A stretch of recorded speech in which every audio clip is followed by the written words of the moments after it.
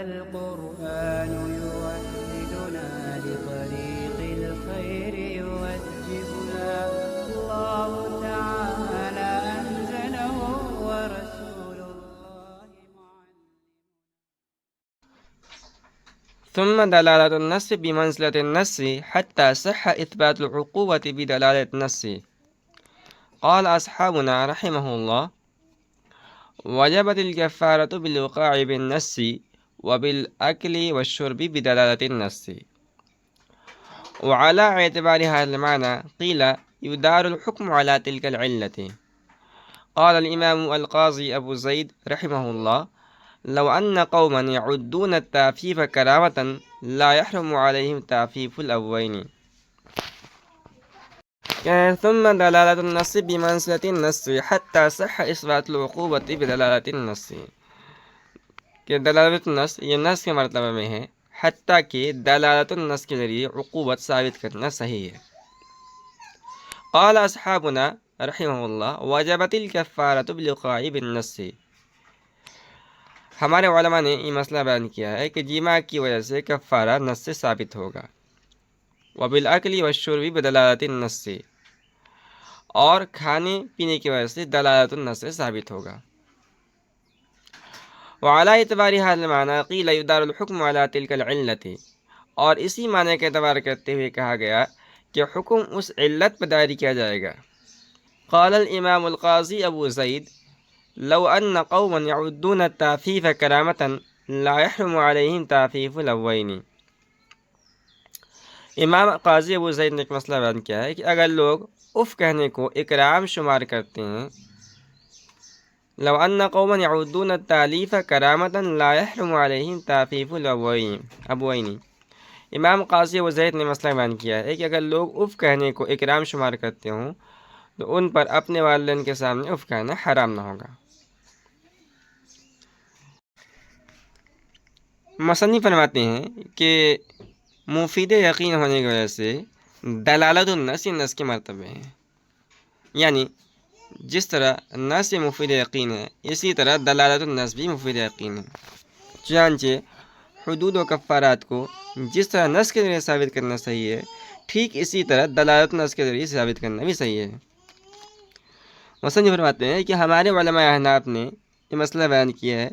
کہ جماع کے ذریعے روزہ فاسد کرنے کی صورت میں کفارہ یعنی کفارہ صوم یہ نص سے ثابت ہے، اور کھانے پینے کے ذریعے روزہ فاسد کرنے کی صورت میں جو کفارہ ہے یہ دلالت النص سے ثابت ہے۔ اس طور پر کہ حدیث میں ہے کہ حضرت ابو ہریرہ رضی اللہ عنہ فرماتے ہیں کہ ایک مرتبہ ہم لوگ حضور پاک صلی اللہ علیہ وسلم کے مجلس میں موجود تھے، اچانک ایک آدمی نے آ کر کہا: اللہ کے رسول، میں مارا گیا۔ آپ نے فرمایا: کیا ہوا؟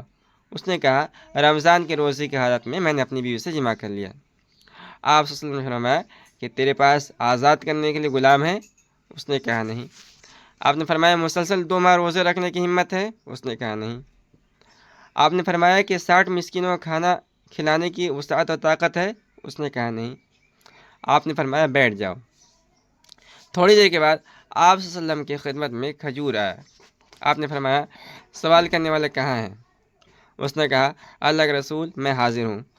آپ نے فرمایا: ان کو لے جا کر صدقہ کر دو۔ اس نے کہا: اللہ کے رسول، مجھ سے اور میرے بچوں سے زیادہ ضرورت مند کون ہوگا؟ اس کا جملہ سن کر حضور پاک صلی اللہ علیہ وسلم ہنس پڑے اور فرمایا کہ یہ کھجوریں اپنے گھر والوں کو دے دو۔ اب دیکھیے، حدیث میں چونکہ جماع کے ذریعے روزہ فاسد کرنے کا ذکر ہے اور اسی کی وجہ سے کفارہ صوم کی وجوب کا ذکر ہے، تو جماع کے ذریعے روزہ فاسد کرنے کی وجہ سے کفارہ صوم کا وجوب یہ عبارت النص سے ثابت ہوگا۔ اب اس حدیث میں غور کریں گے تو یہ پائیں گے کہ بطریق التزام اس حدیث سے مفہوم ہوتا ہے کہ کفارہ صوم کے وجوب کا سبب یہ جماع نہیں ہے، بلکہ عمدن روزے کو فاسد کرنا ہے۔ اس لیے عمدن کھا پی کر روزہ فاسد کرنے کی وجہ سے کفارہ صوم کا وجوب یہ دلالت النص سے ثابت ہوگا۔ آگے مصنف فرماتے ہیں کہ دلالت النص چونکہ قطعی اور مفید یقین ہوتی ہے، اس لیے نص کا حکم اس علت پر دائر ہوگا، یعنی وجود علت کے بعد حکم موجود ہوگا، اور علت کے معدوم ہونے یعنی علت جب نہیں پائی جائے گی تو حکم بھی معدوم ہو جائے گا، اگرچہ صورت نص اس کے مخالف ہی کیوں نہ ہو۔ چنانچہ ایک مسئلہ قاضی ابو زید رحمۃ اللہ نے ذکر فرمایا ہے کہ اگر کسی جگہ لوگ والدین کے سامنے اف کہنے کو اکرام اور تعظیم سمجھتے ہوں تو اس جگہ علت اعلام نہ پائے جانے کی وجہ سے والدین کے سامنے کلمہ اف کہنا یہ حرام نہ ہوگا، اگرچہ یہ بات نص اور ولا تقل لهما اف کی صورت مخالف ہے۔ وَكَذَلِكَ قُلْنَا فِي قَوْلِهِ تَعَالَى يَا أَيُّهَا الَّذِينَ آمَنُوا إِذَا نُودِيَ الْآيَةُ وَلَوْ فَرَضْنَا بَيْعًا لَا يَمْنَعُ الْعَاقِدَيْنِ عَنِ السَّعْيِ إِلَى الْجُمْعَةِ بِأَنْ كَانَ فِي سَفِينَةٍ تَجْرِي إِلَى الْجَامِعِ لَا يَكْرَهُ الْبَيْعُ۔ کہنے اور اسی طرح ہم نے باری تعالیٰ کے اس فرمان یا ایھا الذین آمنوا اذا نودی للصلاۃ من یوم الجمعۃ فاسعوا الی ذکر اللہ وذروا البیع، یہ پوری آیت ہے جس کا ترجمہ ہے کہ اے ایمان والو، جب جمعے کے لیے اذان دی جائے تو مسجد کی طرف بھاگو اور خرید و فروخت کو چھوڑ دو۔ تو اس آیت میں کہا گیا ہے کہ جب اذان جمعہ دی جائے تو بیع کو چھوڑ دینا چاہیے۔ فرماتے ہیں کہ اگر ہم ایسی بیع فرض کریں جو عاقدین کو سعی الی الجمعہ سے نہ روکے، اس طور پر کہ یہ دونوں مثال کے طور پر ایسی کشتی میں ہوں جو جامع مسجد کی طرف جا رہی ہو تو بیع مکروہ نہ ہوگی۔ تو اس میں مصنف نے یہ مسئلہ بیان فرمایا ہے کہ جو آیت ہے یا ایھا الذین آمنوا اذا نودی للصلاۃ من یوم الجمعۃ فاسعوا الی ذکر اللہ وذروا البیع، اس میں بھی دلالت النص ہے، اس طور پر کہ اللہ تعالیٰ نے اذان جمعہ کے بعد سعی الی الجمعہ کا حکم فرمایا ہے اور بیع کو چھوڑنے کا حکم فرمایا ہے، مگر اس سے یہ بات سمجھ میں آتی ہے کہ اذان جمعہ کے بعد مطلقاً بیع ممنوع نہیں ہے، بلکہ وہ بیع ممنوع ہے جو سعی الی الجمعہ میں خلل انداز ہو۔ لہذا اذان جمعہ کے بعد ایسی خرید و فروخت کا ممنوع ہونا جو سعی الی الجمعہ میں خلل انداز ہو دلالت النص سے ثابت ہوگا، اور ممنوع ہونے کی علت سعی الی الجمعہ میں خلل کا واقع ہونا ہے۔ اب مصنف نے ایک مثال لیا ہے کہ اگر ہم ایسی خرید و فروخت فرض کر لیں جو عاقدین کو سعی الی الجمعہ سے نہ روکتی ہو، مثال کے طور پر بائع اور مشتری دونوں جمعے کی نماز کے لیے جامع مسجد کی طرف جا رہے ہیں اور جامع مسجد کے راستے میں ایک ندی یا ایک دریا ہے، اب دونوں کشتی میں سوار ہو گئے اور دریا کو عبور کر رہے ہیں اور اسی دوران دونوں خرید و فروخت کا معاملہ کر رہے ہیں، تو اس صورت میں یہ خرید و فروخت ممنوع نہیں ہوگا، اس لیے کہ یہاں سعی الی الجمعہ میں یہ خرید و فروخت سعی الی الجمعہ مخل نہیں ہے۔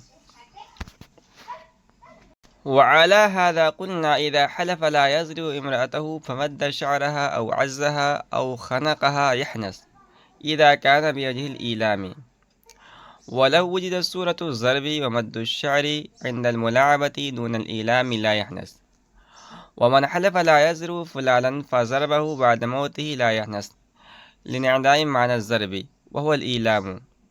وكذا لو حلف لا يتكلم فلانا فكلمه بعد موته لا يحنث لعدم الإفهام، وباعتبار هذا المعنى يقال إذا حلف لا يأكل لحما فأكل لحم السمك أو الجراد لا يحنث،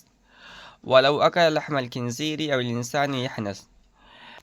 لأن العالم بأول السماع يعلم أن الحامل على هذا اليمين إنما هو الاحتراز عما ينشأ من الدم، فيكون الاحتراز عن تناول الدمويات فيدار الحكم على ذلك۔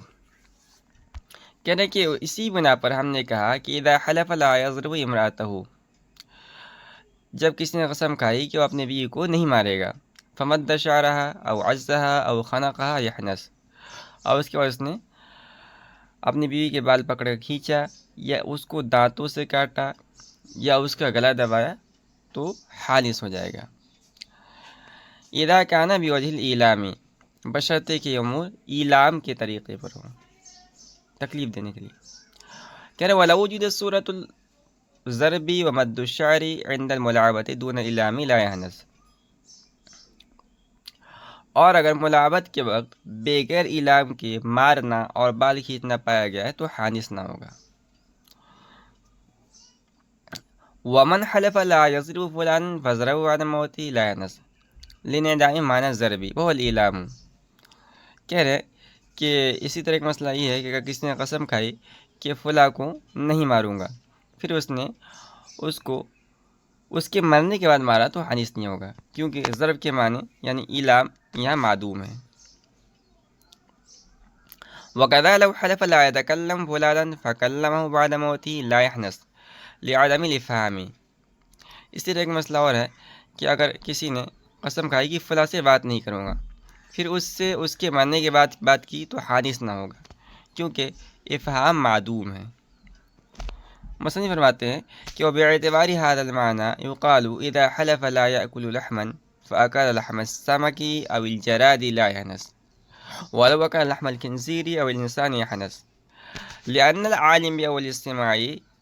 يعلم أن الحامل على هذا اليمين إنما هو الاحتراز عما ينشأ من الدم فيكون الاحتراز عن تناول الدمويات فيدار الحكم على ذلك،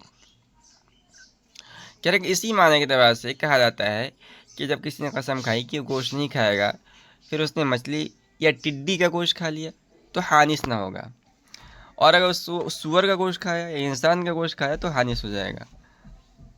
کیونکہ لغت کا جاننے والا سنتے ہی جان جائے گا کہ اس قسم پر آمادہ کرنے والا اس گوشت سے اعتراض ہے جو خون سے پیدا ہوتا ہو، بس دموی چیزوں کے کھانے سے اعتراض مقصود ہوگا اور حکم اسی پر دائر ہوگا۔ وعلی ھذا قلنا، مصنف فرماتے ہیں کہ حکم چونکہ وجوداً اور اسی طرح عدماً علت کے ساتھ دائر ہوتا ہے، اس لیے ہم کہتے ہیں کہ اگر کسی نے اپنی بیوی کو نہ ماننے کی قسم کھائی کہ واللہ لا اضرب زوجتی، بخدا میں اپنی بیوی کو نہیں ماروں گا، یہ قسم کھائی اس نے، اور اس کے بعد اس نے اس کو مارا نہیں، لیکن مثال کے طور پر غصے میں اس کے بال کو پکڑ کے کھینچا یا غصے میں دانت سے اس کو کاٹا یا گلا دبایا، تو مصنف فرماتے ہیں کہ وہ اپنی قسم کے اندر حانث ہو جائے گا، شرط یہ ہے کہ یہ تمام کے تمام افعال ایلام اور ایذا کے طریقے پر ہوں۔ اس لیے جب اس نے قسم کھائی ہے نا کہ واللہ لا اضرب زوجتی، تو اس میں جو علت ہے ضرب کی، ضرب سے ایسا فعل اس نے مراد لیا ہے جو تکلیف دہ ہو، تو اب نہ ماننے کی جو قسم کھائی ہے اس کا مطلب یہ ہوگا کہ میں تجھے تکلیف نہیں دوں گا، لہذا شوہر کے جن جن کاموں سے بیوی کو تکلیف ہوگی ان کاموں کے ارتکاب سے شوہر حانث ہو جائے گا، اور جن کاموں سے تکلیف نہیں ہوگی ان کے ارتکاب سے حانث نہیں ہوگا۔ چنانچہ ایک مسئلہ بیان کیا مصنف نے کہ اگر مذکورہ قسم کے بعد شوہر نے ہنسی مذاق میں بیوی کو مارا، جیسا کہ عام طور پر ہوتا ہے مذاق میں مارتے ہیں، یا ہنسی مذاق میں اس کے بال پکڑ کے کھینچا، اور اس عمل سے بیوی کو تکلیف پہنچانا مقصود نہیں ہے، تو وہ شوہر حانث نہیں ہوگا، حالانکہ یہاں ضرب پائی جا رہی ہے، لیکن جو ضرب کی علت ہے ایلام اور ایذا وہ نہیں پائی جا رہی، اس لیے حانث نہیں ہوگا۔ اسی طرح ایک مسئلہ اور ہے کہ اگر کسی نے قسم کھائی کہ فلاں کو نہیں ماروں گا، پھر حالف نے اس کے مرنے کے بعد اس کو مارا، تو بھی حالف حانث نہیں ہوگا، کیوں؟ اس لیے کہ یہاں پہ علت نہیں پائی جا رہی ہے، اس لیے کہ ضرب سے مقصود ایلام ہے اور یہاں معدوم ہے، لہذا ایلام کے معدوم ہونے کی وجہ سے حالف حانث نہیں ہوگا۔ اسی طرح ایک مسئلہ اور ہے کہ اگر کسی نے قسم کھائی کہ میں فلاں آدمی سے بات نہیں کروں گا، پھر اس نے اس سے مرنے کے بعد بات کی تو حالف حانث نہیں ہوگا، کیونکہ بات کرنے سے مقصود افہام ہے اور مرنے کے بعد افہام نہیں پائے گا، لہذا اس صورت میں بھی حالف حانث نہیں ہوگا۔ مصنف فرماتے ہیں کہ اس وجہ سے کہ حکم علت کے ساتھ وجوداً اور عدماً دائر ہوتا ہے، کہا جاتا ہے کہ اگر کسی نے قسم کھائی کہ میں گوشت نہیں کھاؤں گا، پھر مثال کے طور پر اس نے مچھلی کھا لی یا ٹڈی کا گوشت کھا لیا تو حالف حانث نہیں ہوگا۔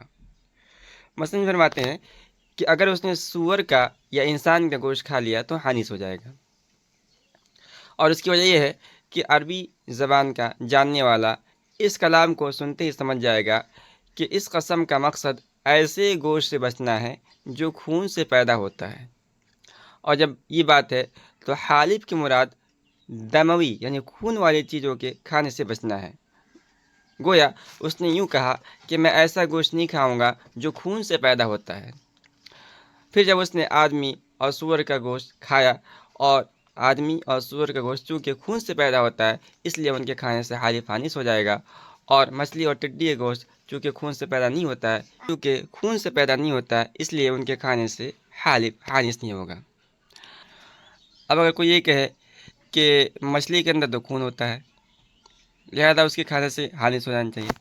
تو اس کا جواب یہ ہے کہ دیکھیے مچھلی کے اندر جو لال رنگ کا ہوتا ہے وہ خون نہیں ہوتا بلکہ ایک رطوبت ہوتی ہے، اس لیے کہ خون کی خاصیت یہ ہوتی ہے کہ جب دھوپ میں رکھا جائے تو کالا ہو جائے، اور مچھلی کے اندر جو رطوبت ہوتی ہے وہ جب دھوپ میں رکھا جاتا ہے تو سفید ہو جاتا ہے۔